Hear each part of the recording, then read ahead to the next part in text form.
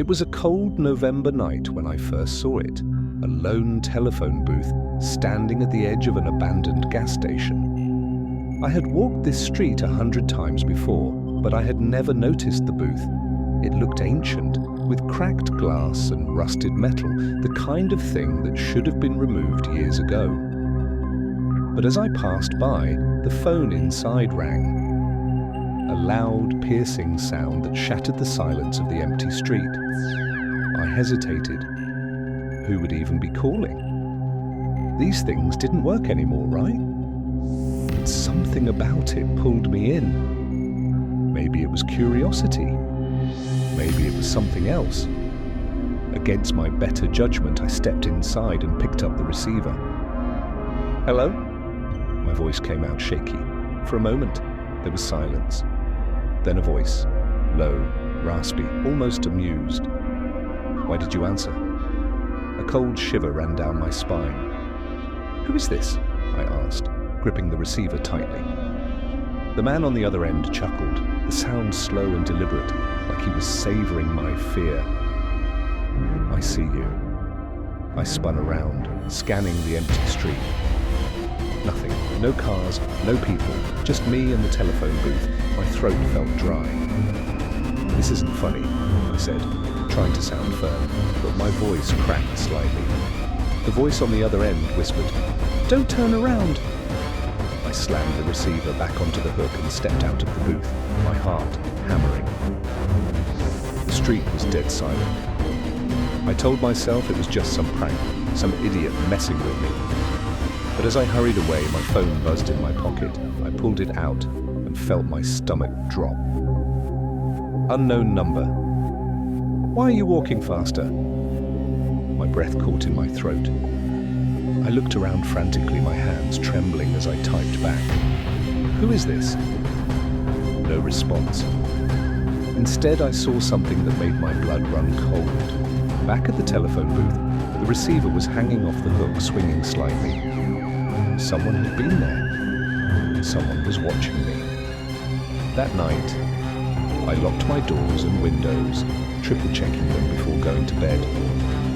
I couldn't shake the feeling that I wasn't alone. Around 3:14 a.m., my phone rang again.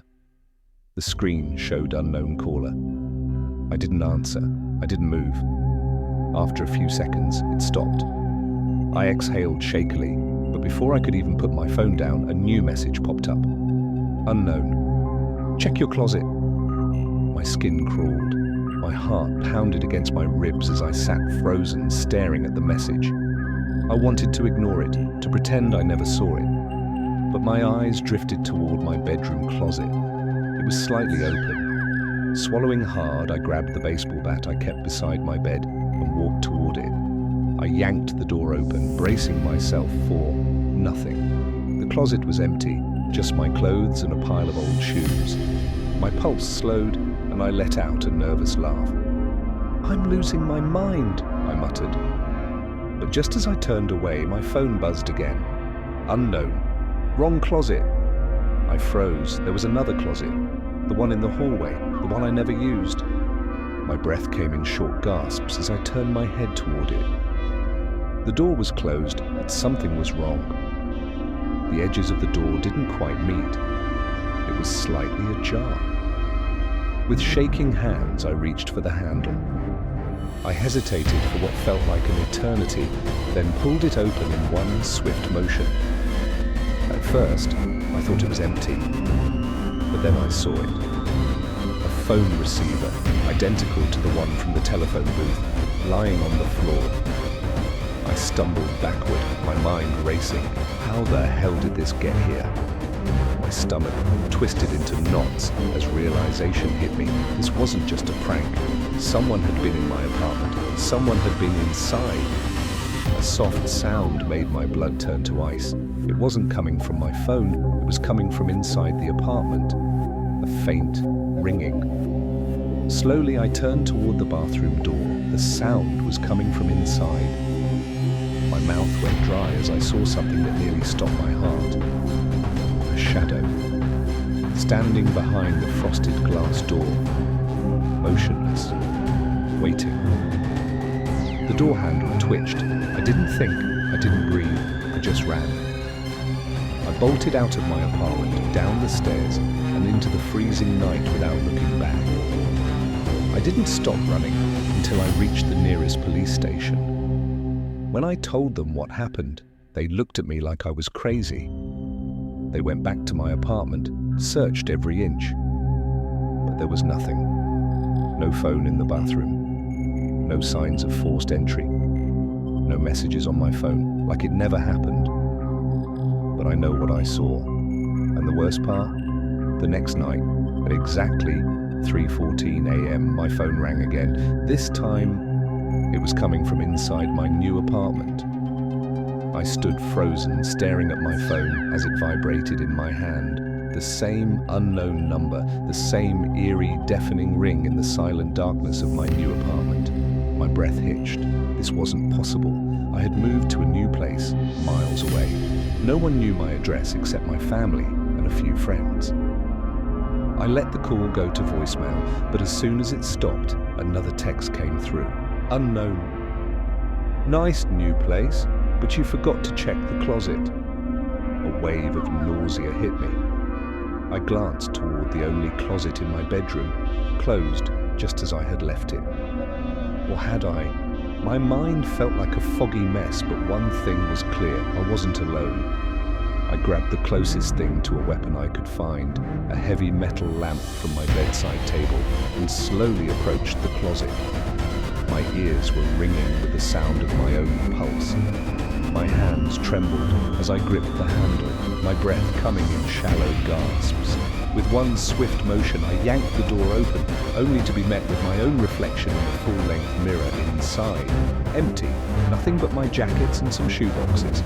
Then my phone buzzed again. Unknown. Wrong closet! My stomach twisted violently. I nearly dropped my phone. That's when I remembered. There was another closet. A small storage space in the hallway. I had barely used it since moving in. My legs felt like lead as I stepped toward the hallway. The air in the apartment felt heavy, suffocating. I hesitated just outside the closet door, heart hammering so hard I thought it might burst out of my chest. I pressed my ear against the wood. Silence. Then, the sound of breathing, shallow, quiet, but unmistakably human. I stumbled back, knocking into the wall, my mind screaming at me to run. But before I could move, my phone vibrated one last time. Unknown. You should have answered the call. The doorknob twisted. That was it. I wasn't waiting to see who or what was inside. I sprinted to the front door, fumbling with the lock, nearly ripping it off the hinges as I flung it open and ran out into the hallway. I pounded on my neighbor's door, screaming for help. Lights flicked on, people came out. By the time the police arrived, my apartment was empty. No signs of forced entry, no hidden phones, nothing. The closet? Completely normal. The officers looked at me with that same skeptical expression, the one that told me they thought I was either hallucinating or playing some elaborate joke. But I knew better. That night, I didn't go back inside. I packed a bag and stayed at a motel across town. Sleep was impossible. Every time I closed my eyes, I heard it, the ring of that old telephone booth, the laughter in the static. I tried changing my number. I tried staying with friends, but it didn't matter. The calls always came back. The messages never stopped. Then one night, I got a text that sent a chill straight to my bones. Unknown, you can't run forever. I threw my phone across the room. I wanted to scream, to cry, to do anything to make this nightmare stop. But deep down, I already knew the truth.